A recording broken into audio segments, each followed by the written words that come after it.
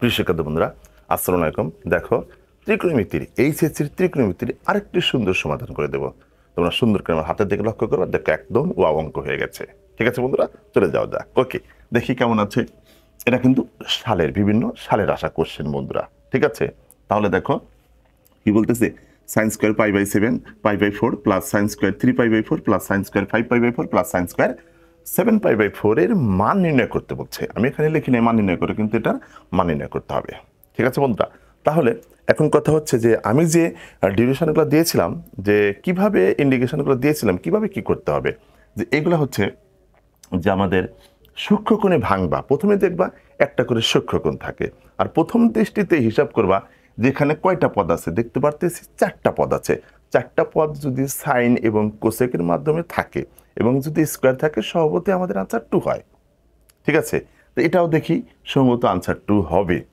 ঠিক আছে, তারপর একটু ক্যালকুলেশন করে জানবো। ঠিক আছে, ওকে। তাহলে কি বলছিলাম, যে সূক্ষ্মকোণের মতো করে সবটিকে ভাঙবা। ওকে, তাহলে এটা হচ্ছে দেখো আমাদের π/4, তার মানে কি 45 ডিগ্রি। 180কে 4 দিয়ে ভাগ করো, 45 ডিগ্রি। ঠিক আছে, তাহলে দেখি এটা কেমনটা দাঁড়ায়। ঠিক আছে বন্ধু, একটু আমার হাতের দিকে লক্ষ্য করো। হ্যাঁ, দেখো এই সাইন স্কোয়ার এই π/4 নিলাম। ঠিক আছে বন্ধুরা, একটু ভালো করে লক্ষ্য করবা। প্লাস এখন এইটাকে যদি ভাঙে, তোমরা কি করবা, এই π/4টাকে, এই অ্যাঙ্গেলটাকে একটু দূরে লিখলাম। লেখার পর এখন এইটাকে আমরা যদি কজে রূপান্তর করতে চাই, ঠিক আছে, তাহলে 90 ডিগ্রি অ্যাঙ্গেলের সাথে সম্পর্ক জুড়ে দেওয়া লাগবে। 90 ডিগ্রি অ্যাঙ্গেলের সাথে যদি সম্পর্ক জুড়ে দেই, ওটা কি সাইনটা কজ হয়ে চেঞ্জ হয়ে যাবে। ওকে, তাহলে এখানে এই 90 ডিগ্রি অ্যাঙ্গেলের সাথে সম্পর্ক জুড়ে দেওয়ার জন্য π/2 দিলাম। এখন কথা হচ্ছে যে এই মাঝখানে যে ব্লাঙ্ক রাখছে, এখানে প্লাস দেব নাকি মাইনাস দেব। ঠিক আছে, এখন হিসাব করি যে 2 আর 4-এর লসাগু কত, 4। 4কে যদি 2 দিয়ে ভাগ করি কত পাবো, 2। ওই 2 যদি পায়ের সাথে গুণন করি তাহলে 2π। 2π আর 4কে যদি 4 দিয়ে ভাগ করি 1। 1 যদি পাইকে গুণন করি কি পাই, তাহলে 2π যোগ এই 1π, তাহলে দেখো তো 3π মিলে, তার মানে কি মাঝখানে প্লাস চিহ্ন দিলেই আমাদের মিলে যাচ্ছে।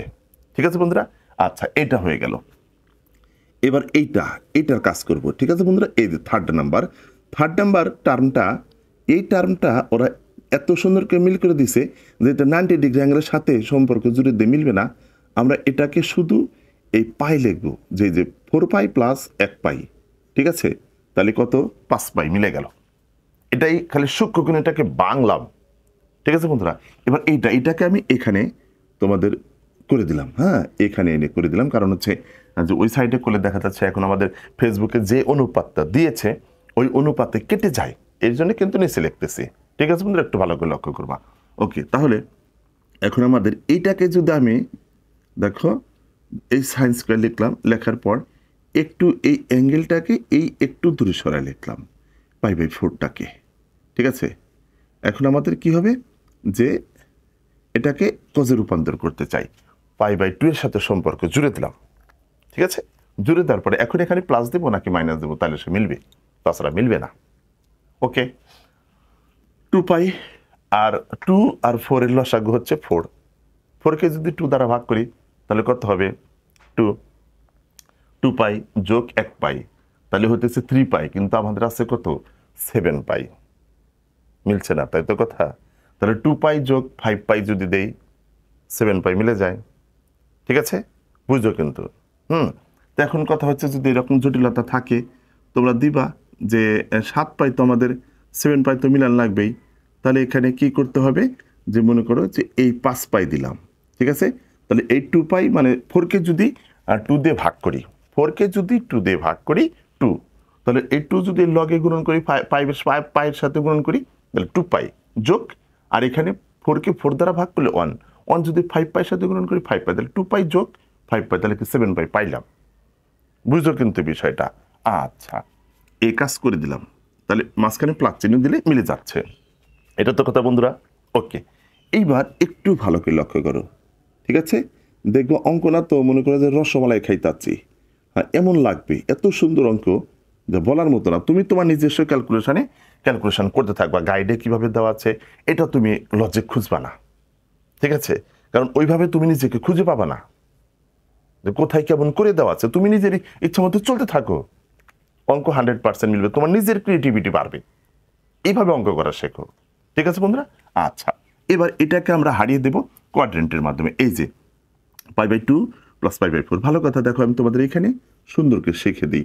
এই যে মানে 90 ডিগ্রি চতুর্ভাগ আঁকানোর পরে এই 90 ডিগ্রি প্লাস পাই, মানে π/4। এই যে মনে করো যে প্লাস থাকলে অন্য ঘরে প্রবেশ করব।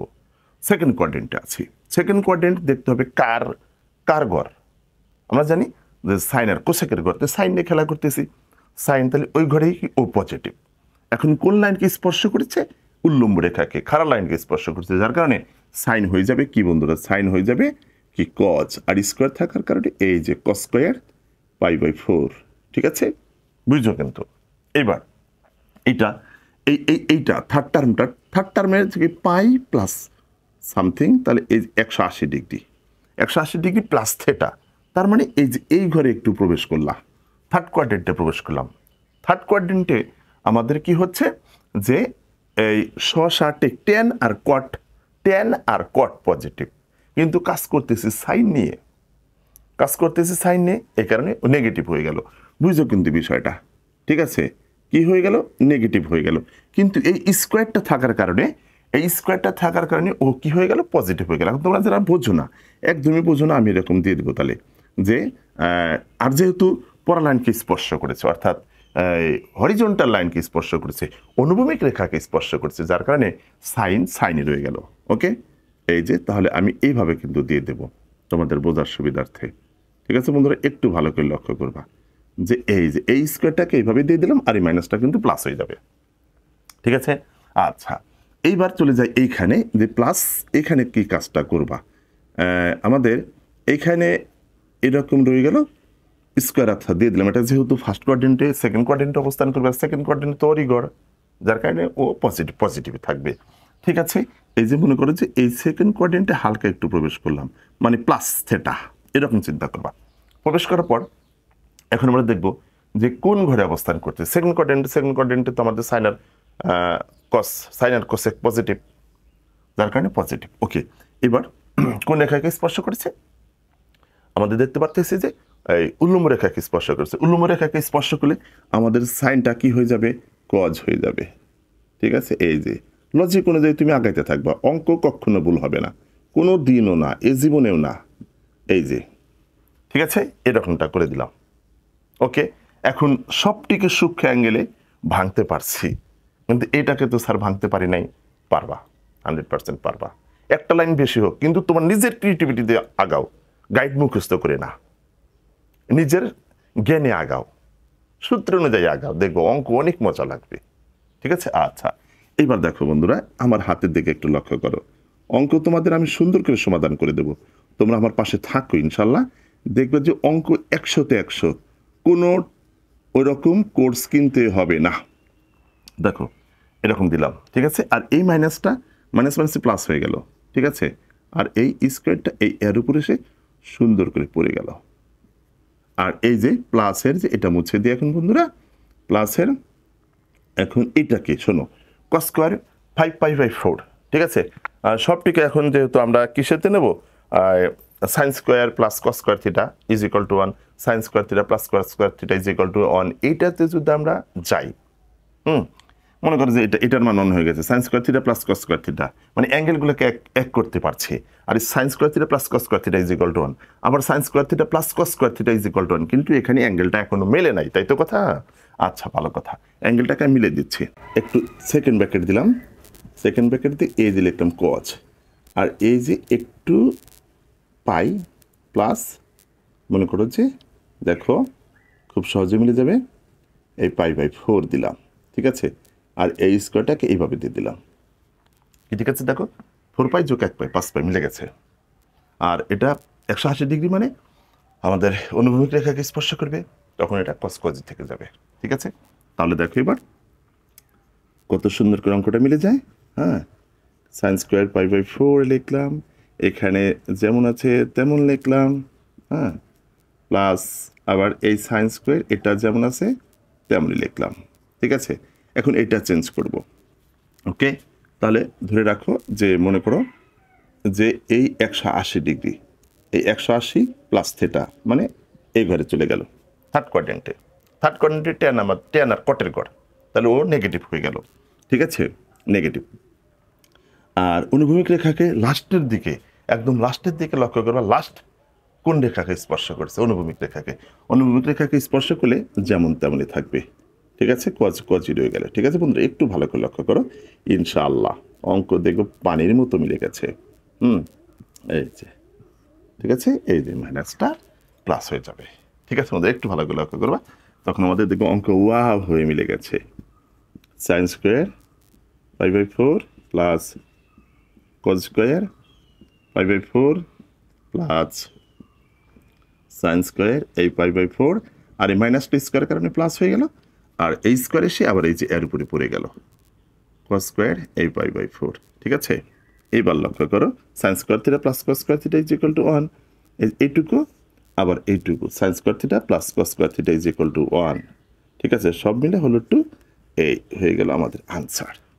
ঠিক আছে বন্ধুরা, এই হচ্ছে কারেক্ট আনসার। আশা করি খুব সহজে বুঝতে পারছো, আর খুবই সুন্দর অঙ্ক। এটা কিন্তু বিভিন্ন সালে আসা কোশ্চেন, এই জন্য গুরুত্বের দিক দিয়ে কিন্তু অনেক। ত্রিকোণমিতি সম্পর্কে ভালো ধারণা রাখো। ত্রিকোণমিতি সম্পর্কে ভালো ধারণা রাখলে হবে কি, যে এখান থেকে 20 মার্ক, আর এই সব ক্যালকুলেশনে আবার পাবা ডিডিএক্সে এবং ইন্টিগ্রেশনে, অন্তরীকরণ এবং যোগ্যজীকরণে। সেই জন্য এইসব ক্যালকুলেশন ভালো শেখো, ওই দুইটা পার্ট একদম সোজা হয়ে যাবে। ওকে, আল্লাহ হাফেজ।